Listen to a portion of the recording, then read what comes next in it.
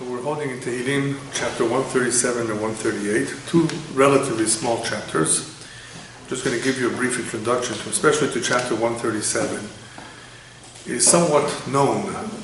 This is a chapter that talks about the revenge that will be coming on Bavel and Edom. Bavel being the Babylonians who destroyed the first temple, Edom, the Edomite Empire, Rome, that destroyed the second temple. When you read this chapter, especially the last verse, it appears to be very cruel revenge. People misunderstand what it means, revenge. The Torah, after all, says we're not to take revenge. If somebody commits a wrong against us, get back at him, get even. That's not nice. We remember at all times that everything is mishamayim. If something happens to us, it was meant to be. We're being tested. How are we going to react? So to stoop down to the level of the person who acted in a bad way against us is a sin in itself. You don't want to do that. You don't want to be like him. Let Hashem judge. Let Hashem take care of it. And after all, we don't know exactly what is going on in the person's mind. It's very difficult for us to be a judge in general. It doesn't mean that you should ask God to punish him either. That's also wrong. Hashem knows the circumstances, and Hashem knows exactly what is going on in people's minds, so leave it up to him. Obviously, one can defend himself. Yes, you need to protect yourself and so forth, but if things happen, somebody says something not nice to us, somebody does something not nice to us, even though we were kind to them, and we feel we were betrayed, it doesn't mean that you should do to them what they did to you. So we're somewhat familiar with this, even though people are very weak in this area. But when you're somewhat familiar, it does make some sense. And here, when it comes to this chapter of Tehilim and other portions in the Torah and in the prophecies, we see just the opposite. We see that there is such a concept called revenge. El Nekamot Hashem. Hashem is a vengeful God. And it's difficult to understand. How do we reconcile that with the prohibition in the Torah itself of lo tikom velo titor? Don't bear a grudge, don't take revenge. So we must understand that Hashem is different, of course. He created the world. He's completely aware where everything is, what people did. And there is the attribute of justice that is part of creation, part of how Hashem manages the world. The attribute of justice means that things do need to be evened out at some point. And that brings in the topic of reincarnation, which I speak about separately.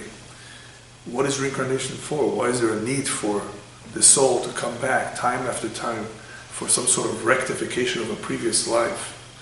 As they say in English, let bygones be bygones. Let's just forget about what happened in the past. No. The attribute of justice works in this manner, that things have to be evened out at some point. So life is short, and things may not be evened out in one's lifetime, so they have to be done in another lifetime. Of course, there's something called schar ve'onesh in the upper world, reward and punishment, but there is an afterlife. But here we're talking about Gilgul, reincarnation, which was a concept that not many Jews were familiar with because it was mostly in the Kabbalah that it is mentioned. When they did become informed about it, they were surprised because it's not mentioned in the Talmud. Because it's something that is very, very mystical. We don't have all the information of how it works. We just know that it is necessary. It is necessary for the purpose of rectification. So here we're talking about rectification on an individual level. But there's also something called rectification on a global level or on a national level. So even though you may say, wait a minute, those nations in the past, they're gone, aren't they? All the evil that they did, they're gone. They may be in Gehenna, but they're gone. Not necessarily. They can be reincarnated, or their descendants. The descendants, if they act in a similar way to their forefathers, they're going to be punished.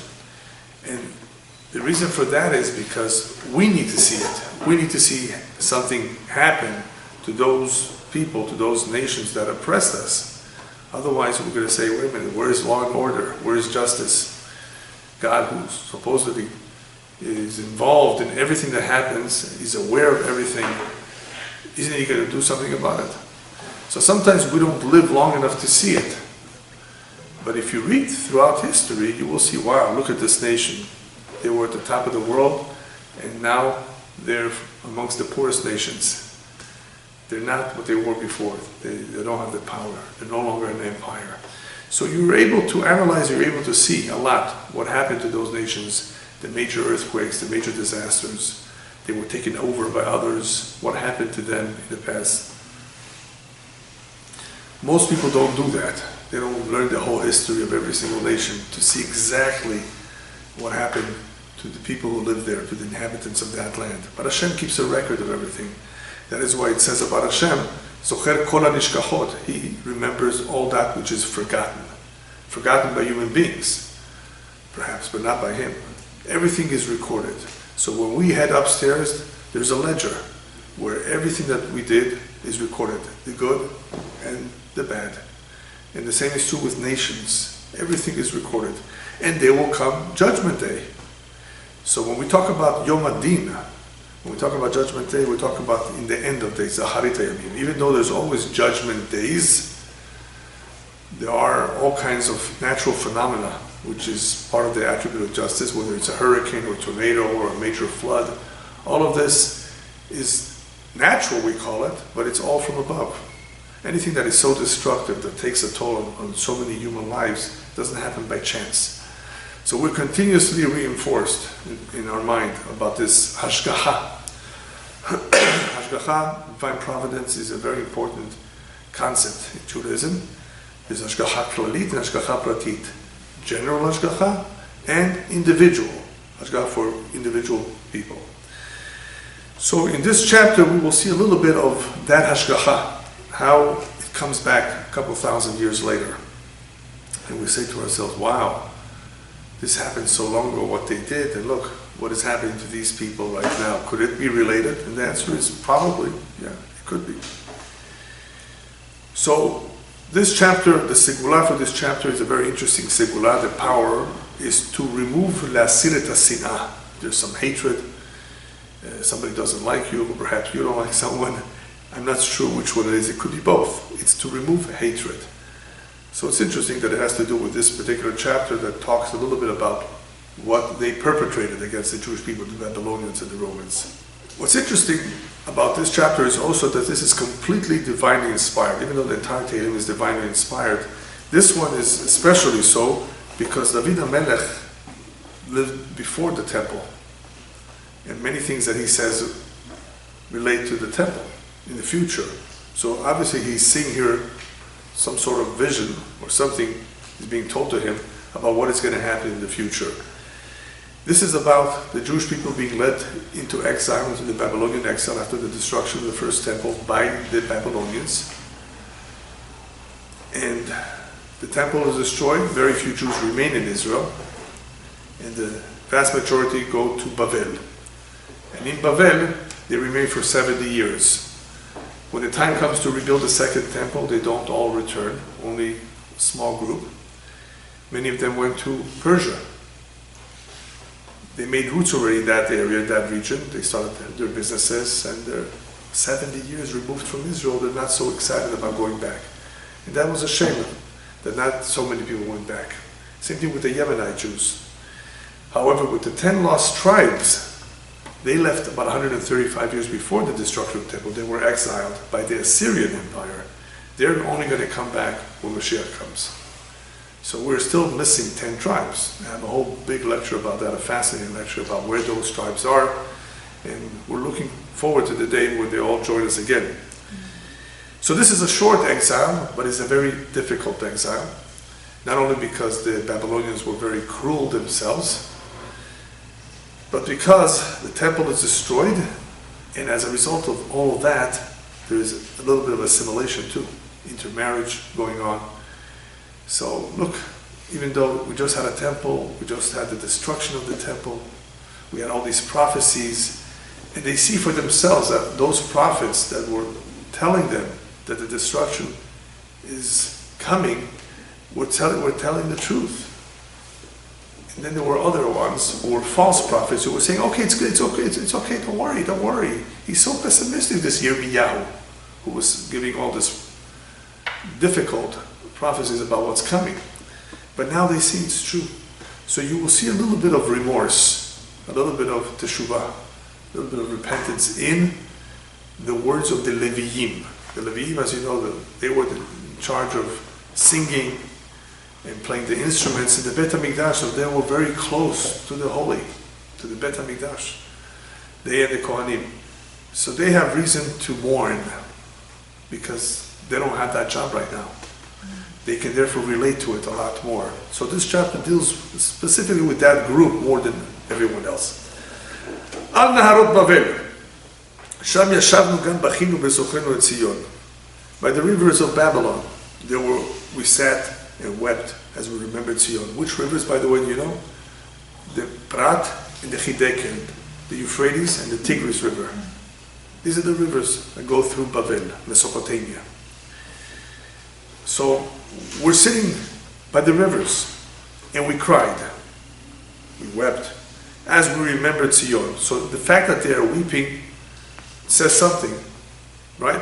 The very important idea here being expressed, that finally they're weeping for something that they should be crying about. How come they didn't do that before? All right, so what exactly are they doing? They're just crying? They're sitting, doing nothing? What's the purpose of crying now?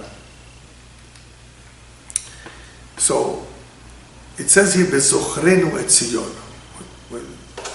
We remember Zion. In other words, we remember what we used to do there, and here we can no longer do that. So the fact that they can no longer do what they did is in itself indicative that they feel bad. They didn't have those kind of feelings before. Sometimes what happens is that only after the fact, when you don't have what you have, you miss it. That could also be true with somebody who passed away. When he was alive, you didn't appreciate him as much. And after he leaves, you feel how empty it feels not to have him around. So it could be with people, those feelings, and it could also be with Zion, with the Bet HaMikdash. That's what we're told, that these are the feelings that we're supposed to have and express, not just on Tisha B'Av when we commemorate the destruction, but every day. We have it in the Siddur, in our prayer book. We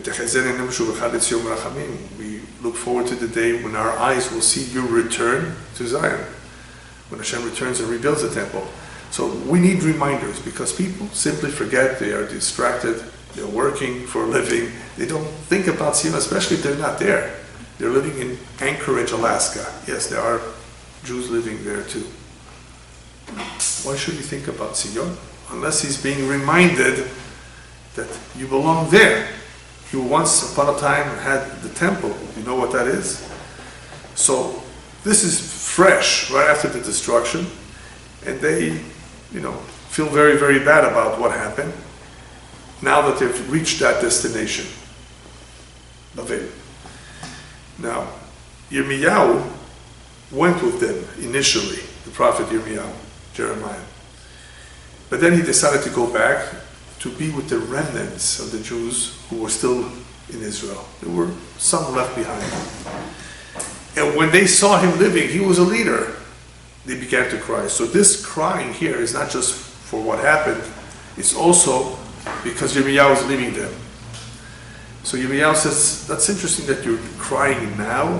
Had you cried like that before the Bet HaMikdash was destroyed, very good chance that it would not have been destroyed. That's what Hashem wanted to see. That you feel bad about your deeds, that you repent, and so forth. Why are you crying now after the fact? It's a little bit too late. What you're doing right now, this is what you should have done back then. However, they're still very, very close, of course, in their feelings, in their attachment to the Bet HaMikdash. Look at Pasuk Bet. How do they express that attachment in the morning? Al aravim betocha talinu kinorotenu. There upon the willows, around the rivers, there were, I guess, some willows. We hung our harps. In other words, we don't want to play. We're not in the mood of doing that. Even though they were being asked by the Babylonians, play for us. No. How could we do that? How can we play here for the enemy? If you do that, we're going to be giving them the sense of, yes, You are victorious. You're strong. You succeeded in what you did. We don't want to give them that feeling by playing and going along with them.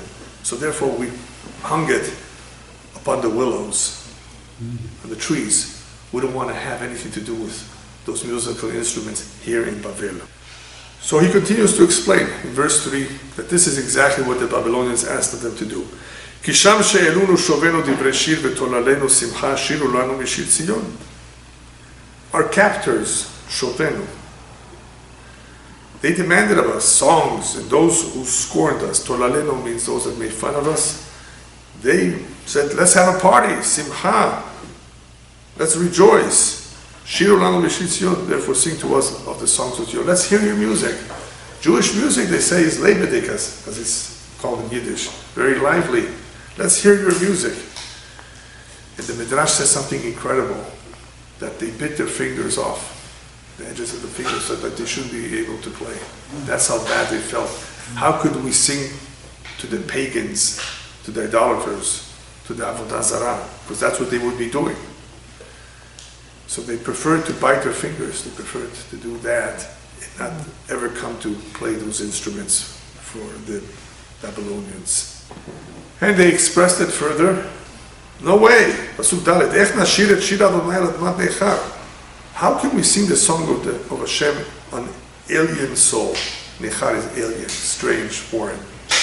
How can we do it here? We had a Bet HaMikdash just recently. There, yes. But here, how can we do it? It would be disrespectful of us, the holy songs, the holy tunes, to play it over here. All right. So as a result of all that, since we ourselves are not in Zion, since we do not have the Bet HaMikdash, can we play today, here? Look at Pasuk Hey. Pasuk Hey is a very powerful Pasuk, that a Chatan, a groom, says these words underneath his chuppah. And this will pretty much tell us how we need to deal with music and how we need to deal with joy and dance outside of Israel these days. If I forget you, Jerusalem, let my right hand forget its strength, its dexterity. Very powerful pasuk. How could we forget Yerushalayim? Now, why does the Chatan, the groom, say that underneath the chuppah as he's getting married? Towards the end, he puts his foot on the glass, he breaks the glass, says those words. What's going on exactly? The day of one's wedding is supposedly the happiest day of one's life. That's when he's about to build a home. But we remember at that point that Hashem's home is not built. How can our joy be complete when Hashem's joy is not complete? Hashem's throne is not complete because Amalek still has too much power. Evil, Amalek, right? We see it till today. There's a lot of evil out there. So that means that Hashem's throne, Kavyachol, so to say, is not complete. So how can we be happy? Therefore the rabbis remind us, our happiness is incomplete. It's incomplete until Mashiach comes. So we remind ourselves. How do we remind ourselves? Just by breaking a glass. Ever since the Bet HaMikdash was destroyed, the rabbis instituted various customs to remind us that we should not have a complete simcha. Women wear less jewelry, supposed to wear less jewelry. There's no music at a time of your dinner. A wedding is something else. Now, in Jerusalem itself, there are some communities that don't have any music, even at a wedding, except for drums. In other words, just a little bit. But it's not a whole band. Those who do want to have a whole musical band, they go outside of the city of Jerusalem. So they can have the music, because according to that custom, it applies only in the city of Yerushalayim.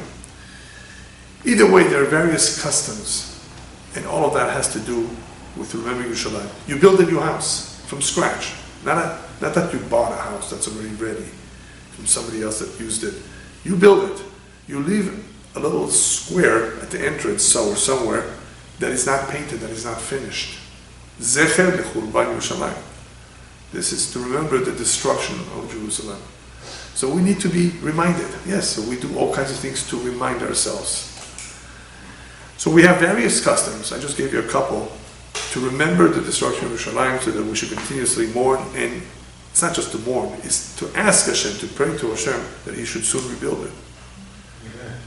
So that is what is being said in verse 5. All were to happen, God forbid, if I forget, Tishkach yemini, let my right hand lose or forget its dexterity, its koach. Yamin, the right is the stronger one, usually, unless you're a lefty. So that is a form of saying, if I forget that, I might as well lose all my power, all my koach. I would never want to do that. That's what we're saying. These words, im eshkachech, is being said for a good reason too. Why say that? Should I forget? Or if I forget you, why say it in that way?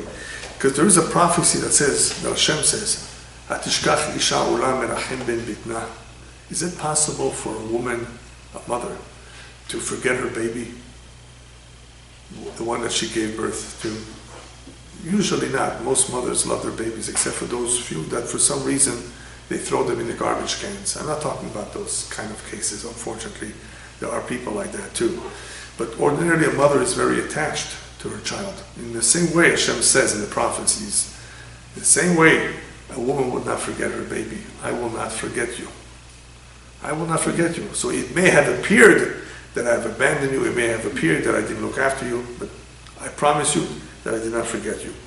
There's another beautiful prophecy that says, Anochi ashber velo olid, also beautiful words. Will I bring a woman to labor and not have her give birth? In other words, have you ever seen that? Usually a woman that goes to labor, right? She's ready to give birth. And the baby comes out, hopefully healthy, right? So Hashem says, you think I'm going to put you through labor and not go through the whole thing? You're going to give birth. In other words, if there's labor, in other words, there's pain and suffering leading up to Mashiach, which is labor pains, you don't think I'm going to finish the job properly and there's going to be a birth? There's going to be Mashiach? In other words, if I started with stage 1, stage 2, there's going to be a stage 3 too. So as soon as you see those signs, you should know, I'm keeping my promise. Don't think that this is just pain.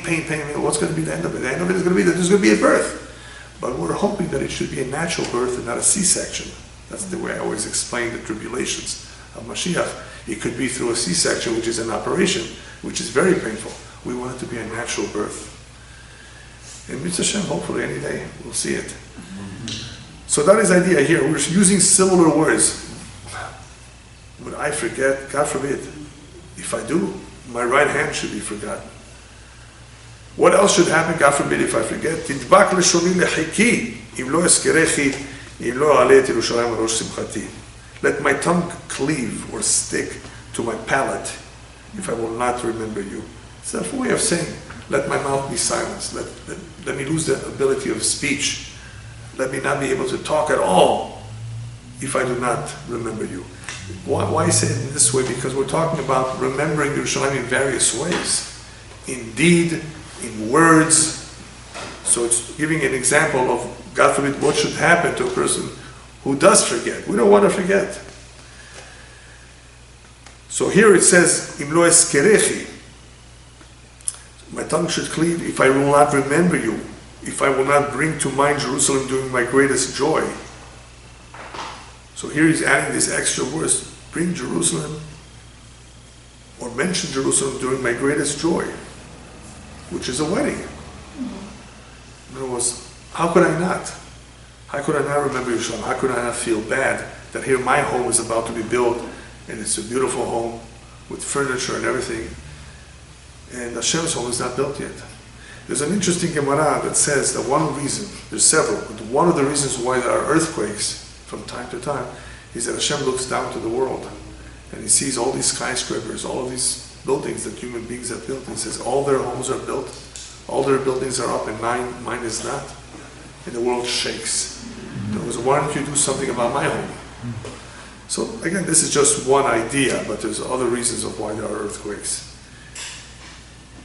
So here, we need to continuously remind ourselves of Yerushalayim and bring it to mind during our greatest joy. We have our festivities, and how do we bring it to mind? Let's say it's circumcision. Let's say it's a bar mitzvah. It's not a wedding, so there's no glass to be broken. How are you going to bring it to mind? Anybody want to suggest anything? Here it says not to forget. Okay, not to forget means to talk about it, to warn, whatever you can do to warn. But to bring it to mind, what I think, I haven't seen anybody say this, but I think it's a very important point. Rabbis tell us be very careful when you are celebrating a simcha and poor people come and want to sit down, they don't have a meal, or they want to collect some money, let them. Be very careful not to refuse them, and definitely be extra careful not to humiliate them at your own simcha. These are children of Hashem too. They are, in a sense, a churban. In other words, their life is in pieces, if we can say it that way. They're miserable, they're in pain. So by helping them, by uplifting them, we're helping to rebuild Yerushalayim. We're helping to rebuild the Bet HaMikdash. Rabbis tell us whoever makes the Chatan V'Kala happy, Kilu Bana Echad Mechurvot Yerushalayim, it's like he built one of the, or part of the destruction of Jerusalem. In other words, by doing certain deeds that relate to selfless love, Ahavat Chinam, we are correcting the Sinat Chinam, the base of Satan, which destroyed the Bet HaMikdash. So helping the poor, letting them sit down and eat, giving tzedakah. Giving tzedakah is a very important idea of chesed, of acts of kindness, that is the antidote, perhaps we can call it, of the Sinat Chinam. That is what will cure the base of Satan. That will bring people closer to each other and unite them and help us rebuild Yerushalayim as a result. Okay, so these were the Pesukim relating to the destruction and how we remember them. The last three verses deal with the revenge that I mentioned earlier. Pasuk Zayin. Zechor Adonai livnei Edom et yom Yerushalayim ha'omrim aru ad ha'yesod ba. So remember Hashem against the Edomites. Edom, which is really the Roman Empire today, the day of the destruction of Yerushalayim, what they said, raise it to the very foundation. The word aru means to completely raise it. Edom, the Roman Empire, which today is not just one nation, it's many, many nations. What's interesting about this verse here is we're asking Hashem to remember. Hashem says, I don't need to be told to remember. However, what we're implying over here is that in the same way that Hashem asked us to remember, right? We ask Him, Hashem, you also remember. And part of your remembrance is not just to rebuild the Bet HaMikdash, but also to take revenge. So remember what they did. This is part of our prayer. So it's not that Hashem needs a reminder, it's just a way of saying to ourselves, this will happen. This will happen because Hashem does not forget, and He will take revenge from them. My question, however, is why is Edom here mentioned and not later? As you will see, Pasuk Chet and Tet, 8 and 9, refer to Bavel. Bavel was the one who destroyed the first temple, and Rome destroyed the second temple. That perhaps, to me, would make more sense. Mention what's going to happen to Babylonia first, because according to our tradition, before Mashiach comes, Hashem will take revenge from those who destroyed the first temple, and then He will take revenge from those who destroyed the second temple.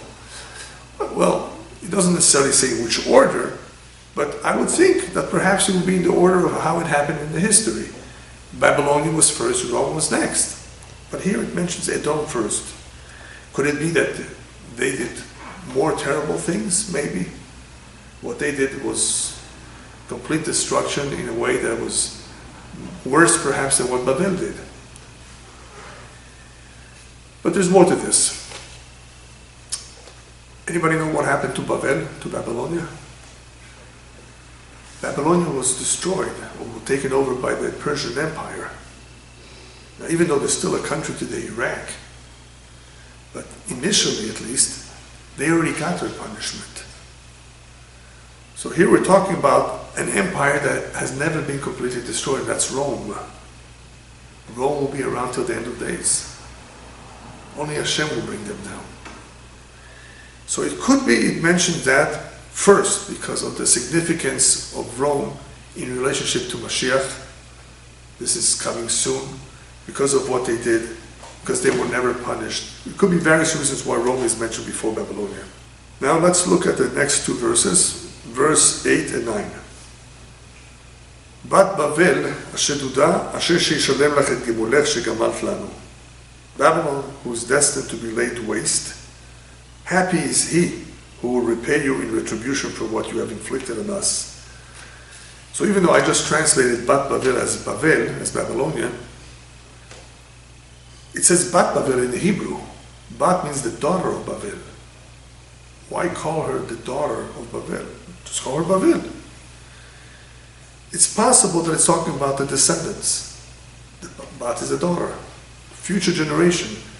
It's not the same Bavel as back then. It's the ones who are living there today. So what we're being told over here is that there's a two-stage revenge of Bavel. There's the initial one, perhaps, that happened back then when the Persian Empire took over and laid them to waste, basically. That's why it says Sheduda, who's destined to be laid waste. It was laid waste. And it's talking about the idea of measure for measure. Ashrei sheishalem lach et gemulech shegamalt lanu. Right? Happy is he who will repay you in retribution for what you have inflicted on us. In other words, retribution. So there is something called measure for measure. And we will see that. So in that region of the world, there's going to be action. And there was already. So perhaps Pasuk Chet is talking about stage 1, and Pasuk Tet, verse 9, is talking about stage 2. Or either way, there's going to be 2 stages at least of retribution for what they did in the first temple. The reason why this happens, perhaps, or the reason why this is mentioned now, towards the end of the chapter, verses before Edom, as I said before, it could be Edom takes the center stage when Mashiach comes, of course, but also because it began the chapter talking only about Bavel, not about Edom. This chapter is about Bavel. So it began the chapter with Bavel, perhaps he finishes the chapter with Bavel too. That could be another reason why he puts Bavel at the end. So verse 9 says, Asher sheyochez v'nipetzet ololayich el hasala, happy is he who will seize and crush your infants against the rock. Didn't I tell you before? Cruel. Yeah. Crushed your infants against the rock. Do you recall anybody doing this? You can see pictures of what the Nazis did. They did this. It's exactly, not anyone would do this, by the way. Not every enemy would do this. Certain cruel enemies did exactly this. They crushed infants against the rock. Infants, little babies. So here, if you wonder why are they suffering so much, if you ever see a country that's really suffering, it could be that what they've done was something so terrible.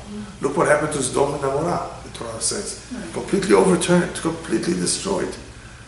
You don't have to go to Sodom, just go to Pompeii. And by the way, today you don't have to travel to Pompeii. You know, you can Google and you can go through the streets. You can see videos of what happened there. They've uncovered a lot of what was destroyed through the earthquake, through the volcano, through the ash, through fire that happened there. And look at the history books, and you will see that this happened not much after the destruction of the Second Temple. Look what happened to Lisbon. The city of Lisbon, the capital of Portugal, was almost destroyed by a major earthquake. A tsunami, I believe. Not too long after the Inquisition, or the expulsion that they had from Portugal. If you look closely, as I was saying before, at the history of those countries in Europe, and you will notice something incredible happened. Not too long ago, a few hundred years ago, the bubonic plague, the Black Plague. Do you know that millions of people died in that plague in Europe? Now they're talking about the coronavirus. Well, I don't know what that's going to go, what that's going to be like. In other words, how many are going to die from that? Hopefully it will be cured. It's terrible. People dying. It doesn't make a difference where. But that's a plague in a sense. And a lot of people can lose their life. And that has happened in the history. Look what's going on in Kenya now, Somalia, Eastern Africa. A tremendous invasion of locusts that they haven't seen for years. And they're poor. They barely have food. And now this, it's going to destroy the crops. And if you don't follow the news, you wouldn't know what's going on elsewhere about the major floods and fires that have affected other countries. And you wonder why. No, we don't know. No, I don't think anybody today is really in the position to identify the reason or the reasons why certain things happen, but we have to have clarity of this, that it happens for a reason, not for nothing. It's not just an act of Mother Nature, as they'd like to call it. No. This is all from Shamayim. So that is what we are being continuously reminded here through this chapter and other chapters in Tehilim and elsewhere, that there is measure for measure. There's an attribute of justice. So anyway, so what is happening today in Iraq, and what has been happening today, these days in Iraq, is all possibly related to some of the prophecies that have been said on Iraq, on that part of the world. All right. Kuf Lamed Chet, chapter 138. The segula for this chapter is ahava, love. I guess if you want to connect to someone who perhaps is not happy with you, you want to strengthen the bond, this chapter could help. This chapter is already more about David HaMelech describing how Hashem delivered on his promises to him. And perhaps the connection to the previous chapter is that divine providence that we mentioned. You see the Hashgacha. You see how Hashem delivered. He kept his promise. So even though the previous chapter was more about the promise of revenge, perhaps, this is better news. This is about keeping the promise to David HaMelech and, of course, to the Jewish people in the end of days.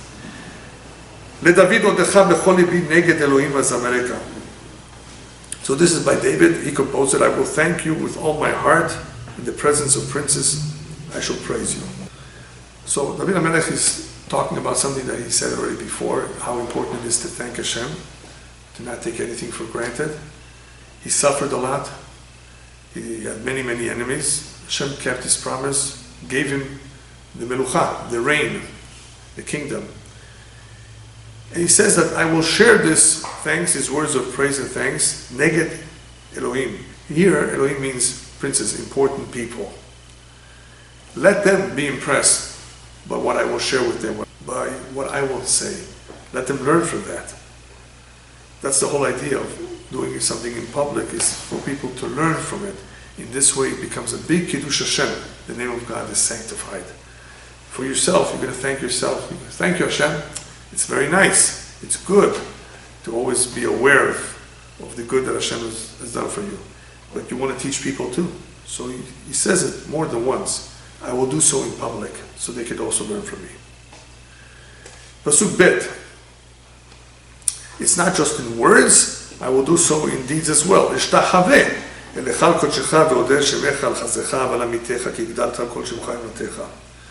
I will bow toward your holy sanctuary. So here, he has in mind, hopefully one day, soon, the Bet HaMikdash will be rebuilt. You will keep that promise too. And this is what I'd like to do. I'd like to keep my promises, my vows. And that is to come and bow toward your holy sanctuary and praise your name. Oded Shemecha. For what? For your kindness and for your truth. So kindness, we understand that even though somebody may not deserve it sometimes, Hashem still is kind. Velamitecha is basically Hashem keeps his word, his truth. He basically will validate everything that he said will happen. But look at the last words. The last few words of this verse is something very special about the end of days. Ki gdalta al kol shimcha imratecha. You have exalted your word above all your names. Imratecha means your word. So this is more or less a description that what will happen in the end of days is igdalta. You will have outdone yourself, as we say in English. You will have done much more than we expected, than we were anticipated, than what you said will happen. It will be so great when Hashem actually delivers what he promised. It will be more than what we ever imagined. In other words, I'm looking forward to that day so I can bow and thank you, because at that point, it will be so much to thank you for. Now, David HaMelech does not only thank Hashem for being saved from his enemies, for being king, he's also thanking for something else that sometimes we don't even realize. It happens to every one of us. Look at verse number 3. B'yom karati v'ta'aneni tarhiveni b'nafshi oz. On the day I called you, on the day that I called out, you answered me. You emboldened me, or you strengthened me. Tarhiveni, you put strength in my soul. These last words, you put strength in my soul, a very, very special meaning. A lot of times people are distressed, people are sad, people are just down, feel helpless and discouraged. They need strength, they need motivation, they need encouragement. It's not so much being saved, it's not the money perhaps, it's a kind word. Tarhiveni b'nafshi oz is a very, very special, it's a special feeling. Imagine, the best I can describe it to, or compare it to, is being exhilarated in a great mood. All of a sudden, imagine you received great news, and that changed your mood completely from being down to being so happy. That's oz. The mood is very important. If a person is not in a good mood, he doesn't function well. We all know that. How do you feel in the morning when you get up? You didn't sleep enough. You're tired. You don't feel like going to work. So oz in the nefesh, strength in the soul, is a very important feeling. It's a powerful feeling. We need that strength. Otherwise, we don't feel right. So it's not just about health. It's about the nefesh feeling good about itself, feeling good about everything around it, feeling confident. Hashem gave him that too. Hashem not only answered his prayers, not only delivered him, not only protected him, he gave him oz, gave him that strength in the soul. I think that is very, very special feeling that he describes as in the word tarhiveni. Tarhiveni is a very rare word. It comes from the word rahab, which comes from the root harbe, which means a lot, but a lot of what? A lot of strength. So Hashem gave him that strength that he needed so that he can be confident and feel good about himself.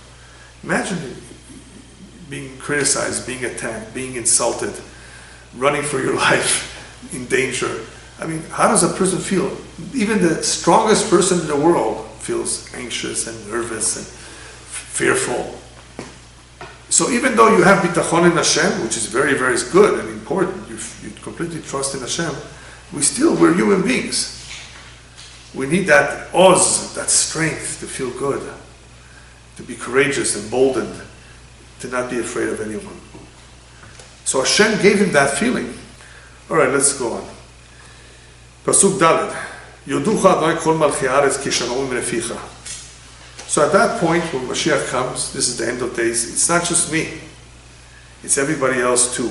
Hashem, all the kings of the land will give thanks to you when they hear the words of your mouth. Ki shama'u mineficha. Which words of your mouth will they hear? So the rabbis talk about Aseret HaDibrot, they talk about the Ten Commandments being the words of Hashem. That they will have doubted whether Hashem said it or not. Maybe Moshe put it together. I mean, what's so special about those words, the Ten Commandments? The Ten Commandments are unique because in those commandments, Hashem does not only talk about himself. You should only have me as your God. Don't you dare take another God, right? Oh, any God would say that. No, Hashem says, Kabed avicha v'timecha, to honor your parents. We see that in the Ten Commandments there's something very special that an ordinary king, God, would not expect, would not say. So in other words, the Goyim will be impressed when they become exposed to the Torah, to the Bible, when they hear the words of Hashem. Later on, as we get closer to Mashiach, they will be much more impressed than now. Now they're too busy persecuting us, or they have been, right? Trying to sell their religion. But as we get closer to Mashiach and they see the truth, they will respect those words that Hashem said a lot more. and they will thank you. They will realize that you were behind the scenes all along. Pasuk Hey. V'yashiru bedarchei Adonai ki gadol kevod Adonai. At that point they will sing of Hashem's ways, for the glory of Hashem is great. At that point there will be a Kiddush Hashem, sanctification of Hashem's name. Right now, unfortunately, up until now, there has been a Chilul Hashem, a desecration of Hashem's name. In other words, because of the way they acted, those kings that oppressed us, because of what they did to us, in a way, they were disrespectful of God. Then, when Mashiach comes, or as we get closer, they will recognize Darchei Hashem a little bit better. They will realize that all of this was the ways of Hashem all along. It was He who manipulated everything. It was He, the driving force behind everything. So they will sing. They will sing because they will recognize this. And that's when Hashem's kavod, Hashem's honor will be great. Pasuk Vav. Kiram Adonai v'shafal yireh v'gavo mimerchak yida. For though Hashem is exalted, in this case the word exalted meaning that He's so far up in the heavens, so what if He's so far and so distant? V'shafal yireh, even from such a distance, He's able to see the lowly. He knows everything that's in this world. He created everything. He's aware of everything. So even though Hashem is exalted and is so far away, this is part of our emunah.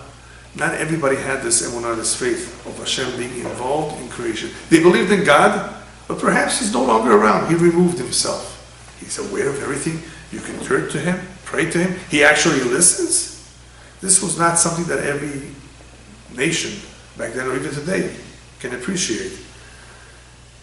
Here He tells us, not only is He involved, He is specifically will look down to the shafal, to those who are lowly. Now, lowly could mean those who are very poor, very miskenim, they have no help and they need Hashem's help, like orphans. It doesn't only mean that. Shafal could also mean somebody who's humble. Hashem pays more attention to those who are humble than to the other guy. Who's the other guy? At the second half of the pasuk, those who are gavoa, those who are arrogant, those who think highly of themselves. Hashem doesn't like them. How could you think highly of yourself if tomorrow you're going to be 6 feet under? You're going to be consumed by worms, and all the billions of dollars you have, you're not taking with you. So how could you ever think of yourself as something so great and arrogant? So Hashem hates especially the arrogant. So you see the contrast here. He actually pays close attention to those who are lowly, and the gavoa mimerchak yida. He will castigate, He will punish. Yida means that He will basically distance Himself from them and punish those who are arrogant. Pasuk Zayin. Im elech bekerev tzara techayeni, alaf oivai tishlach yadecha v'toshi'eni. If I walk in the midst of distress, tzara, distress or trouble, I know for a fact that You will keep me alive. Techayeni. Alaf oivai tishlach yadecha v'toshi'eni yiminecha. Against the wrath of my enemies, stretch out your hand and let your right hand deliver me. Why say this at this point? Why does it belong over here? Very interesting idea. Since we're talking about Hashgacha, the more one's emunah is strong in the Hashgacha of Hashem, even if he's in some deep tzara, he's in Auschwitz. He says, I'm in the hands of Hashem, even in the darkness of the concentration camp. Techayeni, Hashem can still keep me alive. You know how many countless miracles there are of people that were close to death? I'll give you just one example. I mean, there's so many of you. I've read quite a few books. There's a story about a guy who was shot by the grave. They sometimes dug big graves for mass burial. So they were shooting. And this guy was shot too. And he fell in, but he wasn't killed. He was injured. So imagine he has all these dead bodies on top of him, but luckily they didn't yet put all the sand back to cover the grave. They did put some disinfectant or something there, lime. When it was dark, sun went down, everybody went away. They're not going to stay there because it's all dead. He got out and ran away and stayed alive. He survived. You know, all kinds of miracles. I mean, countless miracles. Even if you're bekerev tzara, you're in some sort of tzara tehayeni, Hashem has His ways of keeping people alive. Al af oivai tishlach yadecha. Against the wrath of my enemies, stretch out your hand. In other words, you'll take care of them. Af is the wrath, the anger. In other words, they're real enemies. They're about to do something terrible wrong. They're about to hurt you. Al af tishlach yadecha, you will stretch out your hand and you let your right hand deliver me. The right hand, in other words, lachamim is the right hand. Sometimes people are in a tzara. In order to get out of a tzara, you need merits. You need rachamim. You need the right hand of Hashem. Because there's kitrugim. There's always accusations. Always, all the time. And I mentioned this more than once. When people are in danger, their ledger is open. The books are open. Should we make a miracle or not for him? Should we save his life or not? He's in danger. He's under the operating table. He's about to be operated on. It's a very, very serious surgery. You can easily go. Lashamayim, they say, okay, he's had a full life. You know, he's 68. That's pretty good. It's not 20. You know, yeah, that's what they're talking. The angels are talking. Okay, let him go. Extra miracle for him to save his life. Now to extend it, what for? Sometimes the other angels will come and say, no, extend his life. He did this and he did that. So when a person is on the operating table, he's very, very sick, even at home, he's in danger, he's a soldier, any kind of situation which is a tzara, you should know that they're examining his deeds. So you don't have to wait for Rosh Hashanah. All those kinds of circumstances, they will examine and they will make a decision. But if you have the emunah in the Hashgacha of Hashem, and you say the words of David HaMelech, this could be helpful. This will hopefully give you that strength and the hope to continue to believe that Hashem can make a miracle. Whether He does or not is up to Him, but at least you will not despair. And the last pasuk is